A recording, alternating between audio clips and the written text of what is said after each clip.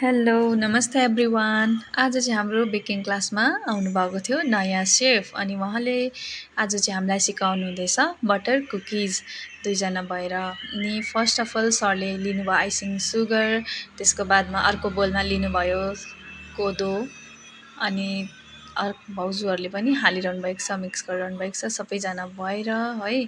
अनि त्यसको बादमा लिनुभयो यहाँ भाउजूले मैदा हो, मैदा एन्ड कोदो बटर मिक्स गरेर चाहिँ आज हाम्रो बनाउनु पर्ने थियो बटर कुकिज है। अनि यहाँ चाहिँ मिक्स गर्नुको लागि बटर लिएर मिक्स गरिरहनु भएको छ बटरलाई चाहिँ एकदमै मजाले होइन। अनि बटरमा मिक्स गर्नुभयो दुध है। अनि मिक्स गरेर यहाँ मजाले हालेर मिक्स गरिरहनु भएको छ है। अनि त्यसको बादमा हाल्नुभयो सरले भेनिला एसेन्स मिक्स गरेर। अनि यहाँ चाहिँ एकजना दिदीले काट्नु हुँदैछ ड्राई फ्रुट्स है। त्यसको बादमा सब मिक्स भइसकेको बादमा यहाँनिर चाहिँ फिल गर्नुपर्ने हुन्छ पाइपिङ ब्यागमा है।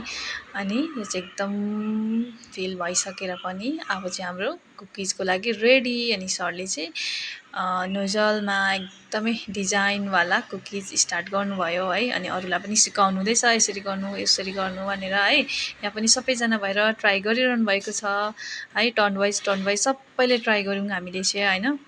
अनि त्यस्तै हो, फर्स्ट अफ अल अलिअलि बिग्रिन्छ है, माइन्ड गर्नु भएन है। र पनि एकदम राम्रो बनाइरहनु भएको छ। यहाँ हुनुहुन्छ हाम्रो निर्मला नाना है, एकदम दामी बनाइरहनु भएको छ उहाँले।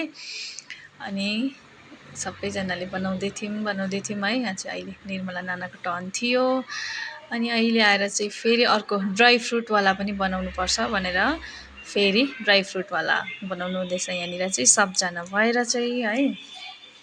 अनि म चाहिँ यताबाट भएन भनेर घुम्दै अर्कोपट्टिबाट भिडियो गर्दै थिएँ। अनि यहाँ चाहिँ सबैजना मिलेर बनाइरहनु भएको छ हो। यस्तो दामी देखिरहेछ है। यो चाहिँ ड्राई फ्रुटवाला हो, एकदम दामी भइरहेछ। अनि यहाँ चाहिँ एकदमै डिजाइन रेडी भएर पनि हामीले बेकिङको लागि बेक गर्नु हालिदिउँ ओभनमा है। यसलाई मिनिमम पनि 25 मिनट्स बेक गर्नुपर्ने हुन्छ है। अनि अहिले रेडी भयो हाम्रो कुकिज। अनि यो थियो ड्राई फ्रुटवाला है। ड्राई फ्रुटवाला पनि एकदम रेडी भएर यहाँ निस्केको छ। अन्त यसको टेस्ट भन्नुपर्दा एकदमै मिठो, एकदमै